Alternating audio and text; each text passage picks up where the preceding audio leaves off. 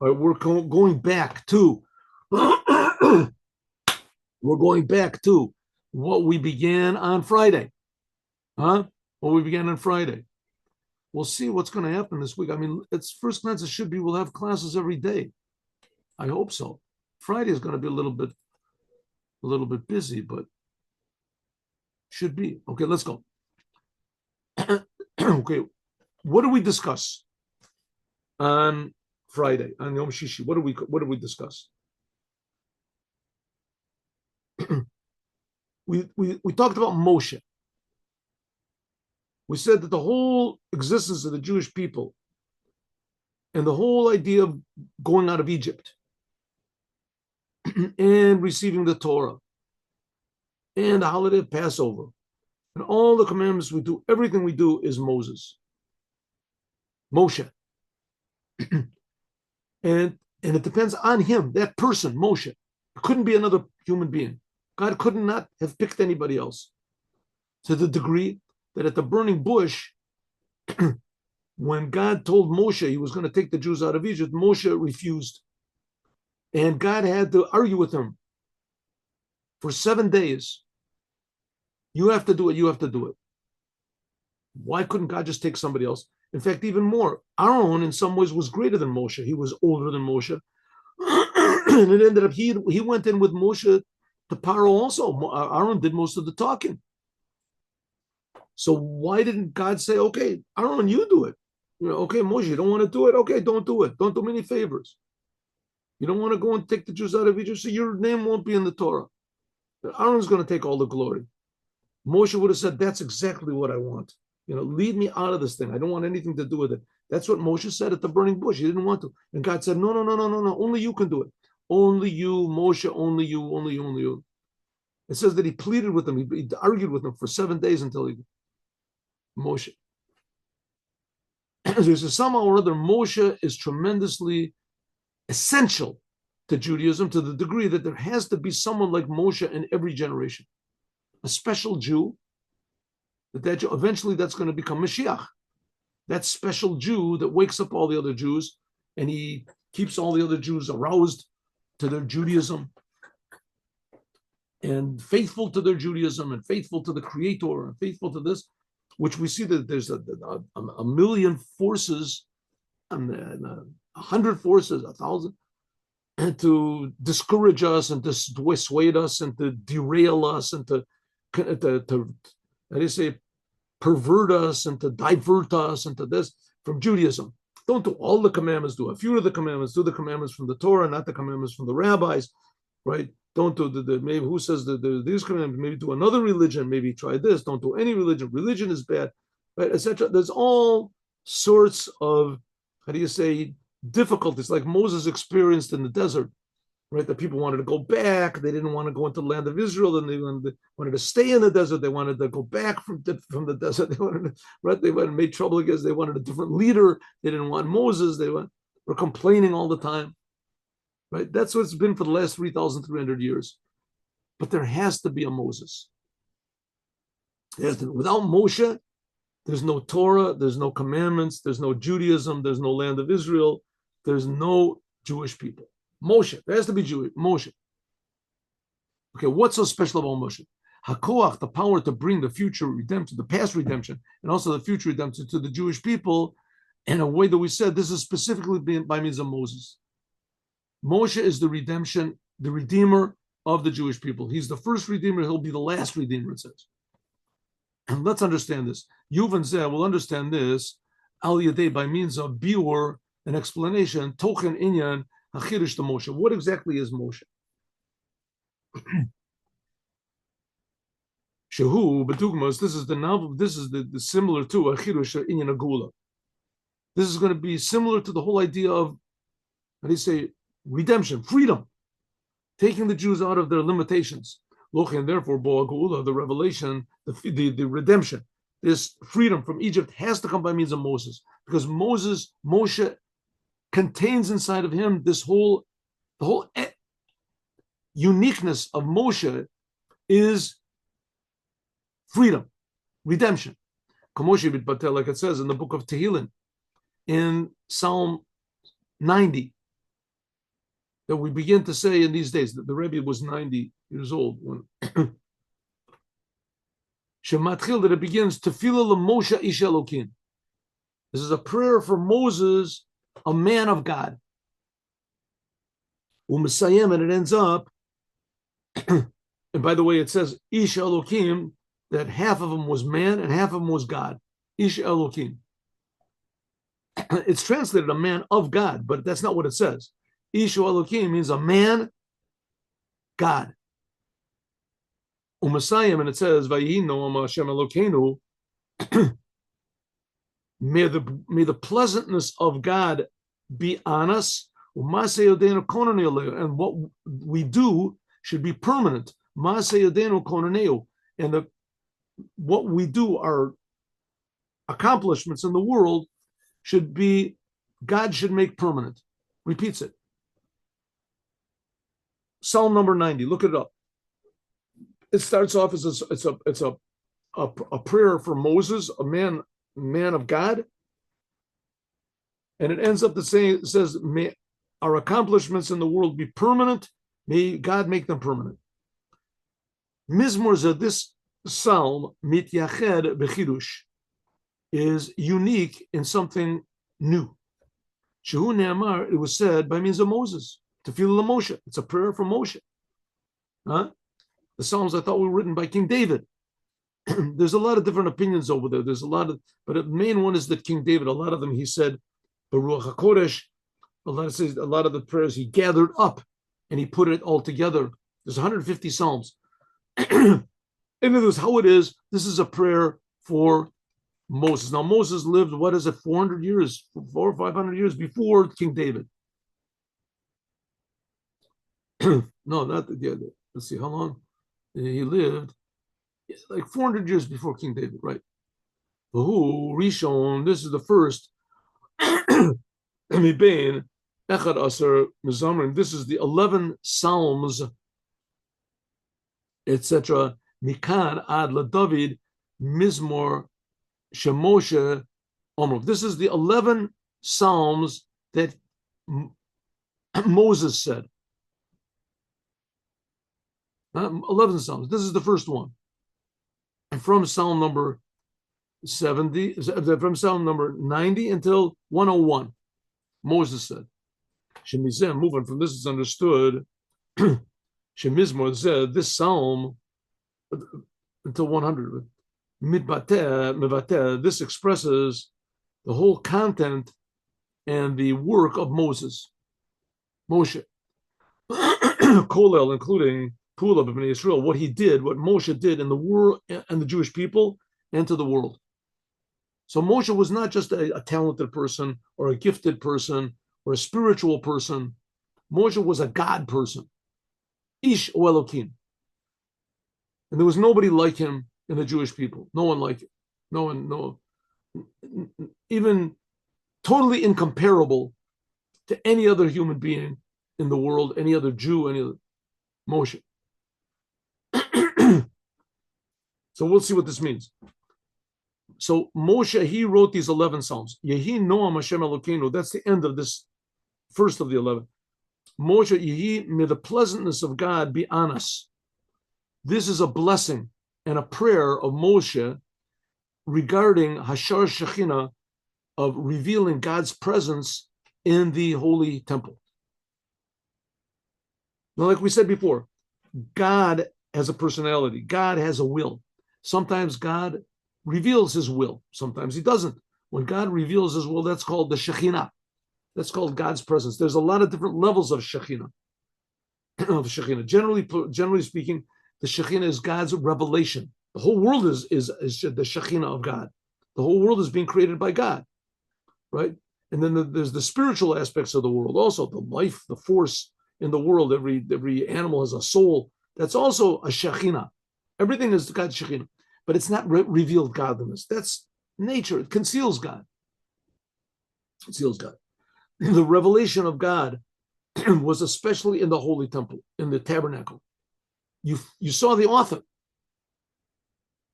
Omer Lahem, it said, he writes on, like we said before, it's like, having a beautiful picture from whatever it is, from Rembrandt, right? The picture is worth like, $200 million, Rembrandt picture, but there's no signature. There's no signature. It's exactly like a Rembrandt, but there's no signature. And you look for it. Listen, if this thing is really a genuine Rembrandt, it's worth $200 million. If it's not, then it's worth, maybe $200. Maybe, good. If it's a good copy, maybe $1,000. So all of a sudden you realize, oh, there's the signature. Now you realize it's a genuine Rembrandt. So, oh, all of a sudden you look at it differently. You buy guards for it, or you keep it in the safe. But if not, that you don't keep it in the safe, maybe you'll hang it in your garage or someplace. You like how it looks once in a while. On the front of your house, yeah. It's in your garden. You'll hang it. Who needs it, right? The same thing with the world. And the world is here. It's revealed godliness. It's godliness, but it's not revealed. You don't see God's signature. The Shekhinah, that's sort of like God's signature. Suddenly you realize, ooh, this is something else. Suddenly you realize how amazing the world is. How it is. That's the Shekhinah, is God's revelation. Maybe it's not such a good example I gave, but that's the best I could come up with. Omer Lahem says, Yehi Ratzon, may it be God's will, Shetishra Shekhinah, that God's presence should rest on what we do. Yehi Noam Elokeinu, on our accomplishments. It says that may the pleasantness of God be on us. In other words, Zotameret, Shetavka Tefilat Moshe, that the prayer of Moses, Pa'ala, this brought about the resting of God's presence on the Shekhin, on the Mishkan. He had to pray. Prayer works.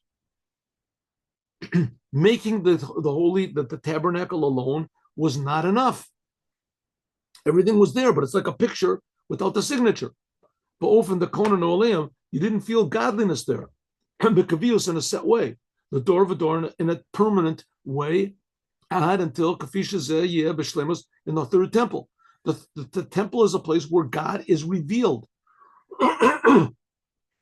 Kedivrei Chazal, like the rabbis say on the pasuk, that may our accomplishments be permanent. Mekaven al Beit HaMikdash. This is talking about the third temple. Then it's going to be permanent. The tabernacle and the first temple and the second temple aren't here anymore. At least physical, they're not here. And the third temple will be, and it'll never go away. It'll always be physical. It's exactly the opposite. The third temple will show that the physical is more important than the spiritual. Sha'alav ne'amar, that's on God said, Lati lavo in the future, Ani avnei otah, I will build it, said God, myself. Mishra shechina betocham, and I will rest my shechina among them. Ve'enu charav la'olam, and it will not be destroyed ever. This is all by means of the prayer of Moshe. One human being did the whole thing. Abir said the explanation is vehektem, by preceding diu kefal lashon, by understand the double. Why does it double over in the end of the psalm? In the beginning of the mizmor, in the end. Why is the reason that in the end it says tefillah Moshe, and then it says gives them the Ish Elokim, Moses, the man of God. Tefillah Moshe, Ish Elokim. So say it's a tefillah Moshe. It's a prayer for Moshe. What do we have to? The Halter say, and also in the end, it also doubles over. It says, "May the pleasantness of God be on our accomplishments. The pleasantness of God be and make our accomplishments permanent." Konanu. And afterwards it says, "And may our accomplishments, the work of our hands, be permanent."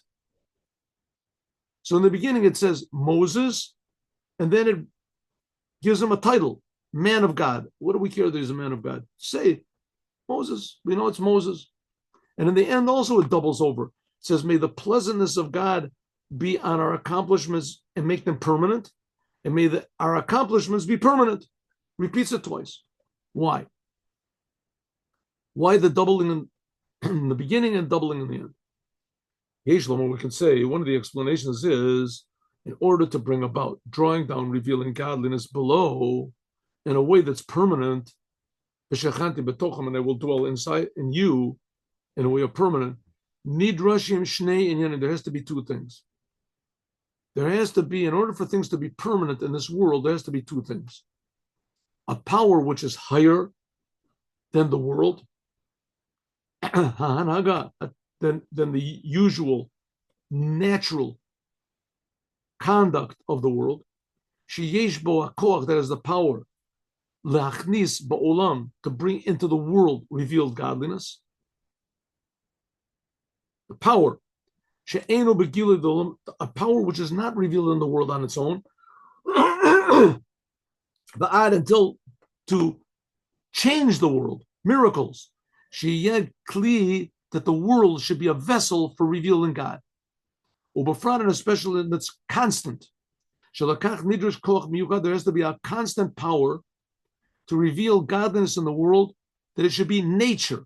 If we don't see the miracle, we see nature. Kivin shemitzad ger olam, because in the world, which the world is made of changes, is things are always changing. Be'emshech hazaman. Ad shekol hove, that everything exists, nifsad, goes away. What's called entropy. Nothing on its own exists on it continually. Everything disintegrates. Everything. That's one of the big faults that they find in this theory of evolution, which really is not really a theory. It's not really a theory of evolution. It's really just a supposition. Maybe there's something, but there's not really enough facts to base a theory on. But that doesn't make any difference. One of the big, the contradictions to the theory of evolution is that nothing in nature evolves. Everything in nature devolves. It goes away. It becomes less and less. Things do not adapt to their environment. Either they survive their environment or they die. They die. There's no survival of the fittest. It's a good, nice idea. It should inflame the minds of thousands of scientists. But so that's what it says. And there has to be a special power of godliness in order for things not to dissolve, not to go down. Number one, that's a power of godliness to keep the world going. Number two, hakoach tzorich l'redet, but it has to come down into the world until it's this power, until it is in the world. Like it says, that this godly power has to be put into nature. Then it has the power to make in this a vessel. Makom kavua, a set place, a permanent place that can be permanent revelation, which is not the case if the revelation is incomparable to the receiver. Then it doesn't remain there permanently. It just is in a surrounding way, like the angel, so to speak, until it's until afterwards it can go away. So we have two aspects over here. Excuse me one second. My knee has problem. So we have two things. There's a power of godliness which keeps the world going, and that's number one. And number two, that power of godliness which keeps the world going, it has to be put into the world. It has to be to the level of the world. A human being, for instance, can't take the soul of an angel. The soul of an angel is the same godly power that's by us. It's just much more powerful. So that power which keeps us alive, that's like the same power as the angels. But on the other hand, the power that keeps us alive, or a plant alive, which is less than us, or an animal alive, which is maybe a little more than a plant, but less than a human being, that power that keeps alive, it has to be, articulated so that it can come into the vessel. So we have the power of life, and then we have the clothing of life, the clothing of life into the world. Two things. So we see that the world on its own can't be permanent. It has to have a power of godliness that keeps it going. But that power of godliness, it has to be commensurate to the thing that it's enlivening. You can't have a human soul in a tree. It doesn't work. Okay. Shnei and Yanim Elu, these two things, we can say, are two different. That's what's hinted at this doubling in this sentence, this psalm. In the beginning and the end of the 90th psalm. Hayuba Shlemos Vagiloi, they were both of them were revealed by Moses. That's Moshe's whole thing. That Moshe is a mamutza, that Moshe is a connector between God and the Jewish people. He's a connector between God and the Jewish people. But he's not a connector between God and the Jewish people that he's separate. And if you want to get to God, you got to go through him. No. Moshe is a connector in that he puts godliness into everything. He makes godliness accessible to everyone. Anochi omed bein Hashem ubeinechem. I stand between God and between you.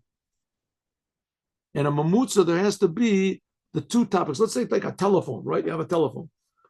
So a telephone.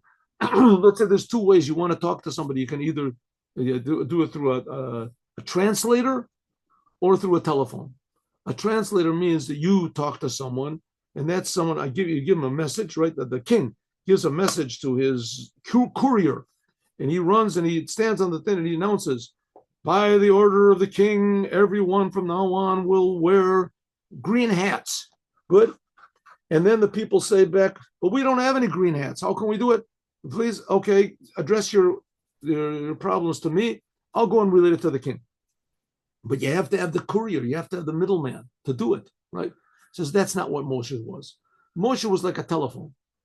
Moshe was like a telephone. A telephone has to have both things, both the messenger and the receiver. And it has to be two ways, a telephone. So you don't have to talk to somebody and that somebody, no, you talk directly to the person, but it has to be through the telephone. Through the telephone. That's Moshe. Moshe was a person that brought godliness into the world. You talk directly to God, but there has to be Moshe there. Moshe is the one that makes the connection. He joins, Anochi omed bein, I am standing between you and God. A connector has to have both things in order to join them. Ad Ish Elokim, the Moses was a man of God. Omrim Chazal, the rabbis say, Im Elokim lama ish, im ish lama Elokim. The rabbis say, what does it mean? He was a God man, a man of, if he was godly, so he's godly, then he's not a man. If he's a man, then he's not godly. He's a man, right? If he's godly, so he's God. He can't be a man. And if he's a man, then he can't be God. So this answers the Gemara answers, that Moses, spiritually, from his bottom half of Moses was man, and the top spiritual part of Moses was God. Because Moses had these two things, he had the power, Moshe, to join godliness with the world and join the Jewish people with God. Just like it was to make everyone like himself, like Moshe himself.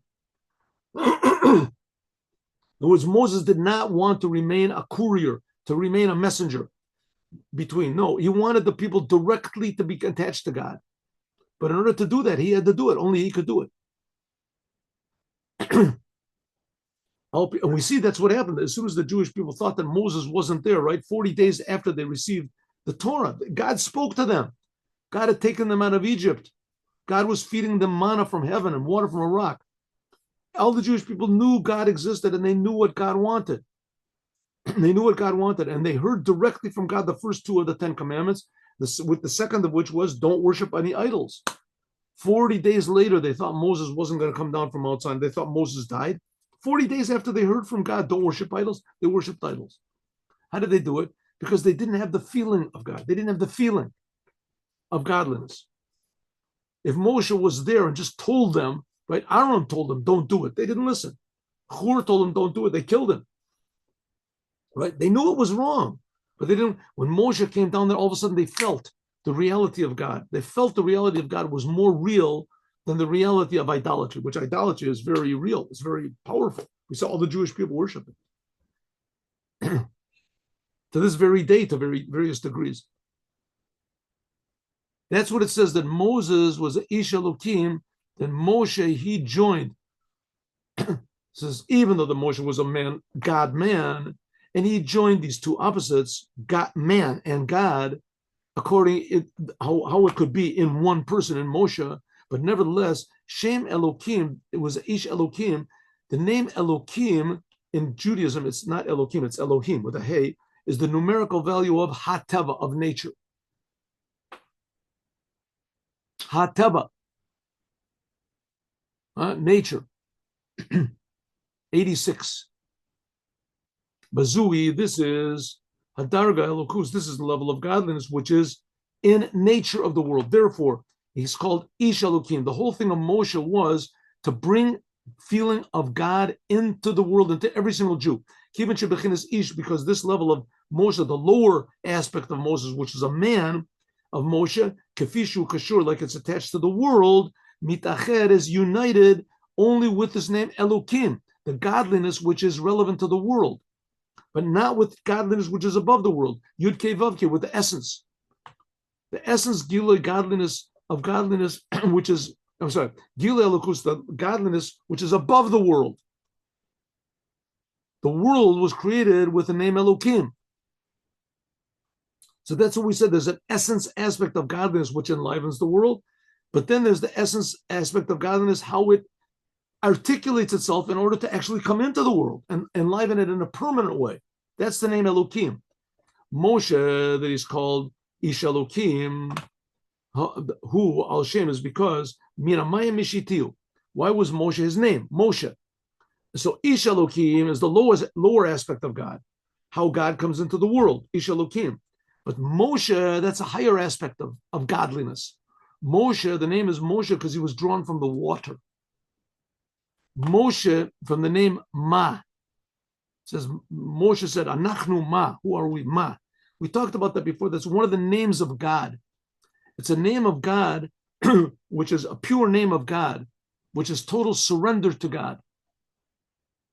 This is above the second half of Moshe's name, Ish Elokim. So Moshe, he's attached to the essence of God. And Ish Elokim is the aspect of God that comes into the world.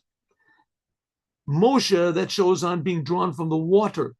The water means the upper waters before God split the world. Before God to split on the second day, God split the upper waters and the lower waters. Moses came from the upper waters. This is godliness which is above the creation. And it's known the explanation of this. Sheshorish and Neshomas, the source of Moses, was from such a high level, from the level of Mayim, water, the world of concealment, which is above the ground and the dry land, a place where people live. Moshe was totally not relevant to the world. It says that's one of the reasons that Moses couldn't speak, because he couldn't bring his holiness down into the world. Moshe came from the water. He was drawn out of the water. He revealed this level of the concealed worlds in this physical world. Kach shekafi shehu nimsa, as Moshe was a soul and a body, so this was revealed minamayim. So you could see two things in Moshe, that he was Ish Elokim, he could draw down godliness into us, but he was also, Moshe was totally above us. Davuk is revealed, it was attached to his source.